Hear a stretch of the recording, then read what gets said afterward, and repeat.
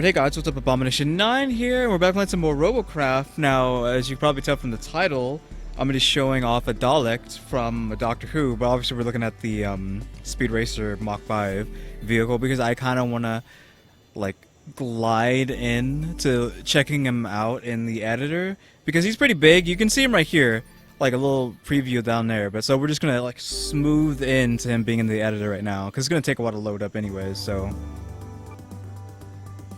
Alright, so yeah, there he is. Also, I forgot to say this is a Megabot, but I'm pretty sure I put that in the title, the headliner or whatever. But this is a Megabot, which is why he's so huge. To get the detail the way I wanted it to be, he had to be a Megabot. Now, there's probably going to be like a bunch of Doctor Who weebs potentially in the comments being like, oh, it's not a one-to-one rendition of a Dalek. I don't care. This is the best I could do, and I thought it came out pretty good. It only took me like an hour and a half or something to put the shell, this outside part together, so it wasn't that big of a deal. It didn't take me too long, and it came out pretty good, I think. So we can go check it out, go inside. The head, the head part and the black part underneath is completely solid. This part here is hollow-ish, question mark inside there, but this is solid. So we can go inside so you can see it's a bit crowded in there. Whoops. So this is what makes it a mega block. You have to attach this to actually allow you to use 5 times the blocks. But doing that, giving you 5 times the blocks to use, also only allows you to use mega things like, let's see, I can only use mega legs or mega hovers, or mega wheels, or I assume there's mega tracks and not mega tracks. Maybe the mammoth counts? The mammoth might count as a mega, but I'm not too sure about that one. Mega... Where's it at? Mega laser. I think you meant there's mega plasma. Yeah, mega plasma. I don't think you can use the air flak or the missiles, which is annoying, because I wanted to do that with my Heracross. The original reason why I bought the Mega Module was to attach this to Heracross and make Heracross even bigger, but apparently that's not a thing you can do, so whatever. But yeah, you can use any of these blocks in there. It's just like you're limited to what you're allowed to use out of these options. I think you can only use Mega Shields too, possibly. I'm not too sure. But yeah, the back is slightly more built up than the front to try to offset the fact that his arms are causing it to weigh down. But like, I did some hardcore tinkering with weighing this thing, because it to like 0.0 degrees, and it still does not stay upright. If I have it like hovering up, I can get it to hover up for a few seconds before it starts teetering in X or Y direction. But yeah, these are the hovers. Now, Jesus H. Christ, when I saw these things, I was like, I thought they were going to be small. Like, I thought they were going to be, like, comparable to these, what are these called? Tornadoes. Like, this is what a tornado is. I thought it'd be, like, a 1 or 2 blocks bigger than that. But no, these things almost take up the entire insides of the Dalek. I'm like, what the heck? So I have 2 of them in there. One slightly forward. This one's centered, but this one's slightly forward again to try to offset the arms, dragging it down. The arms and the eyeball dragging it down.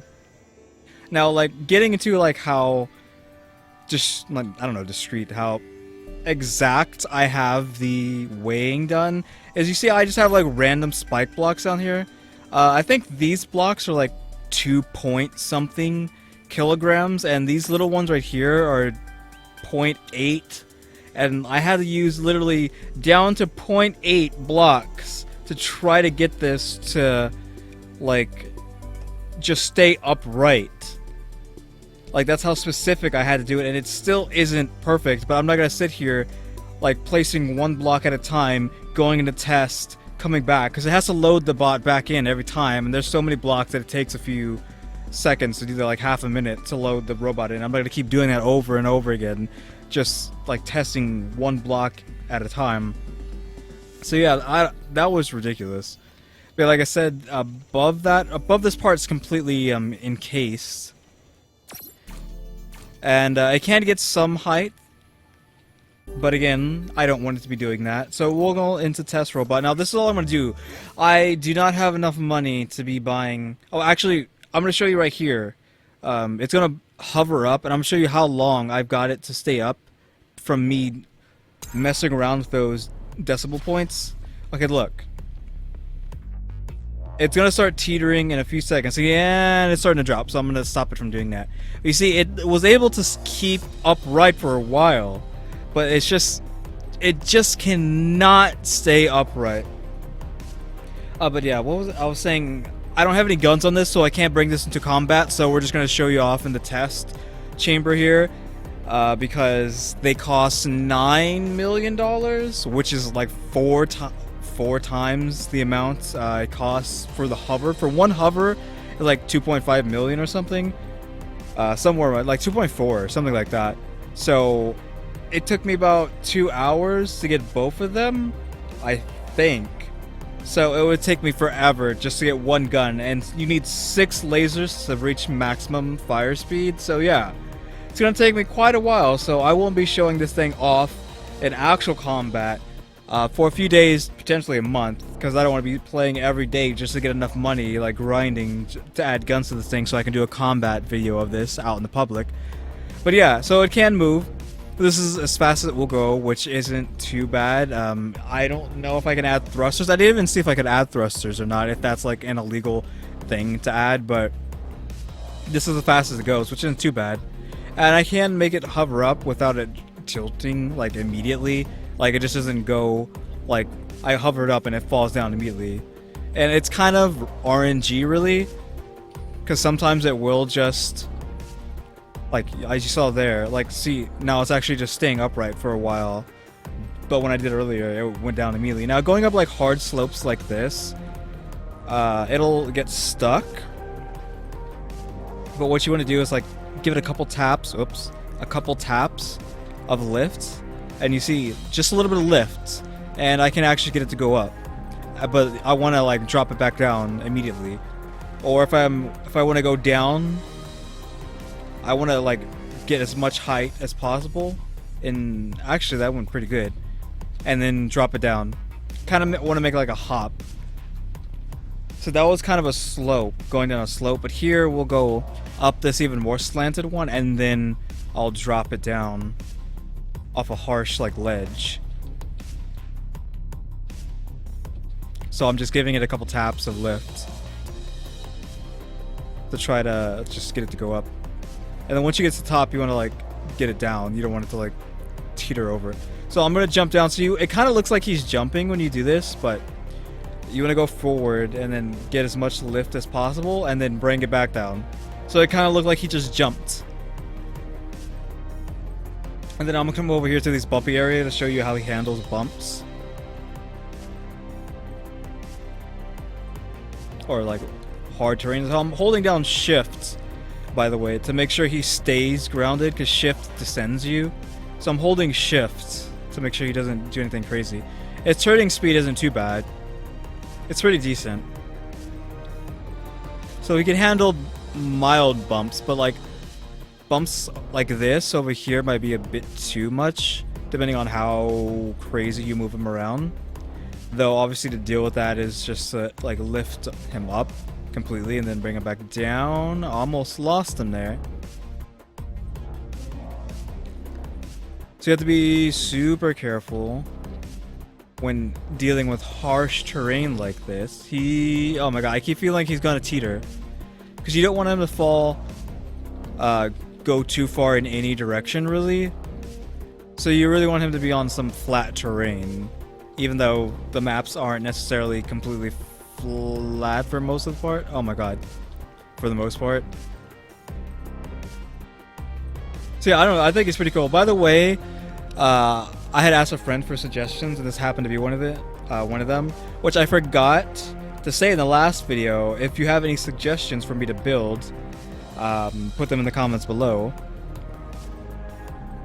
So yeah, I think this is pretty cool. I think it came out really, really good.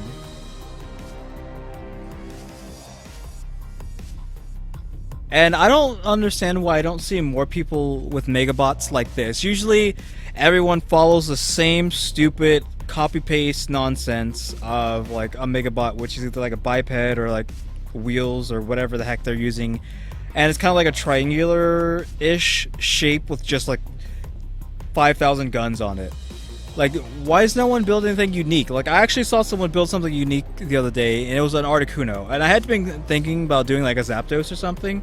So the fact that someone had made an Articuno, or maybe they bought Articuno off the robot shop, because you can't buy other people's robots off the shop. So maybe he bought an Articuno, or maybe he's the one who bought it, or made it.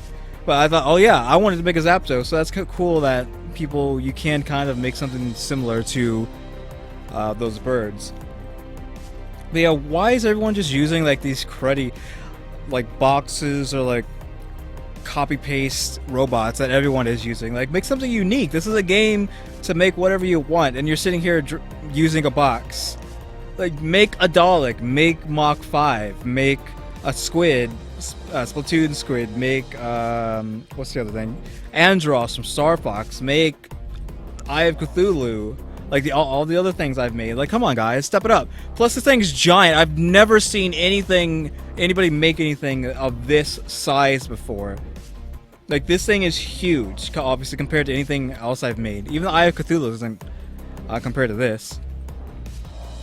Like, nobody... Like, why wouldn't they? Like, this could be, like, decent defense. Because it takes forever just to kill, like, a Megabot that's the typical Megabot, which isn't even... Which...